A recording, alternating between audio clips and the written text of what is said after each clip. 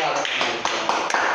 ನನ್ನ ಪ್ರಿಯರೇ, ಇವತ್ತು ದೇವರ ವಾಕ್ಯವನ್ನ ನಮ್ಮ ಜೀವಿತದಲ್ಲಿ ಒಂದು ದೊಡ್ಡ ಕಾರ್ಯವನ್ನು ಮಾಡಲಿಕ್ಕೆ ಅದು ಸಾಧ್ಯವಾಗಿದೆ.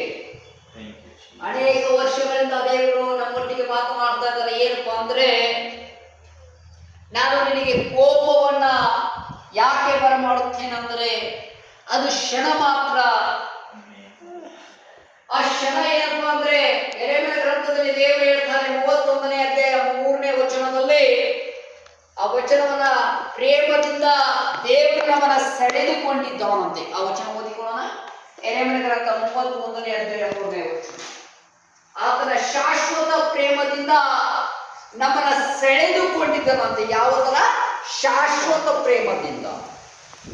ಮುಂದಿನದು ವಚನ 31:3. ಯೆರೆಮೀಯನು ಕಾರಾಗೃಹದ ಅಂಗಳದಲ್ಲಿ ಸೆರೆಯಾಗಿದ್ದಾಗ ಅವನಿಗೆ ಯೆಹೋವನು 31:3 ನಾನು ನಿನ್ನನ್ನು ಪ್ರೀತಿಸಿರುವುದು ಶಾಶ್ವತ ಪ್ರೇಮದಿಂದಲೇ. ಹೊಳೆ ಚಪ್ಪಾಳೆ. ಶಾಶ್ವತ ಪ್ರೇಮದಿಂದಲೇ.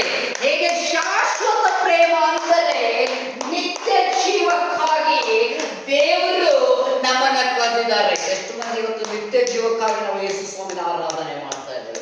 ಅನೇಕ ಜನರು ಯೇಸು ಸ್ವಾಮಿ ನೋಡ್ರಿ, ಎಲ್ಲಾ ಸಭೆಗಳೇ 50 ಜನ ಇದ್ದಾರೆ, 100 ಜನಗಳಿದ್ದಾರೆ, ನನ್ನ ಸಭೆ 2000 ಜನಗಳಿದ್ದಾರೆ. ಅಂದ್ರೆ ಎಲ್ಲರೂ ಸ್ವಾಮಿ ಸ್ವಾಮಿ ಅಂದವರಿಗೆ ನಮ್ಮ ಸ್ವರ್ಗ ರಾಜ್ಯ ಇಲ್ಲ.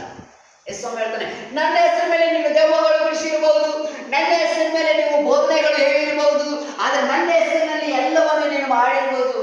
ಕಡೆಗೆ ಹೇಳ್ತಾನೆ, ನಿನ್ನ ಗುರುತು ನಾನು ಕಾಣೆನು. ಮತ್ತೆ 7ನೇ ಅಧ್ಯಾಯ 21ನೇ ವಚನದಲ್ಲಿ ಸ್ಪಷ್ಟವಾಗಿ ದೇವರ ವಾಕ್ಯ ಹೇಳ್ತಾರೆ. ಹೇಗೆ ಮಾಡ್ತಾನೆ? ಕೀರ್ತನೆ 91:10ನೇ ವಚನದಲ್ಲಿ ಸ್ಪಷ್ಟವಾಗಿ ದೇವರು ಹೇಳ್ತಾ ಇದ್ದಾರೆ, ನಿನಗೆ ಯಾವ ಸಂಭವ ಬಂದರೂ, ಯಾವ ಕಷ್ಟ ಬಂದರೂ, ಯಾವ ದುಃಖ ಬಂದರೂ ನಿನ್ನ ಜೊತೆಗಾರನಾಗಿ ನಾನಿರ್ತೇನೆ ಅಂತ ಹೇಳ್ತಾನೆ. ಅಂದ್ರೆ ನಾನಿರ್ತೇನೆ, ಆಯುಷ್ಕಾಲವಲ್ಲ, ದೀರ್ಘಾಯುಷ್ಯವಲ್ಲ, ನಿನ್ನ ಜೊತೆಯಾಗಿ ನಡೆಸ್ತೇನೆ ಅಂತ ಹೇಳ್ತಾನೆ. ಮೋಶೆಗೆ ದೇವರು ಹೇಳಿದ್ರು ಏನಪ್ಪಾ ಅಂದ್ರೆ, ಮೋಸೆಗೆ ಹೇಳ್ತಿದ್ರೆ ಏನ್ ಹೇಳ್ತಿದ್ರೆ, ಮೋಸೆಗೆ ದೇವರು ಹೇಳ್ತಿದ್ದಾರೆ, ದೇವರೇ ನಾನು ಹೋಗಿ ಏನ್ ಮಾಡ್ಲಿ ಅಂತ ಕೇಳಿರುವಾಗ ನಾನು ಇರುವಾತನು.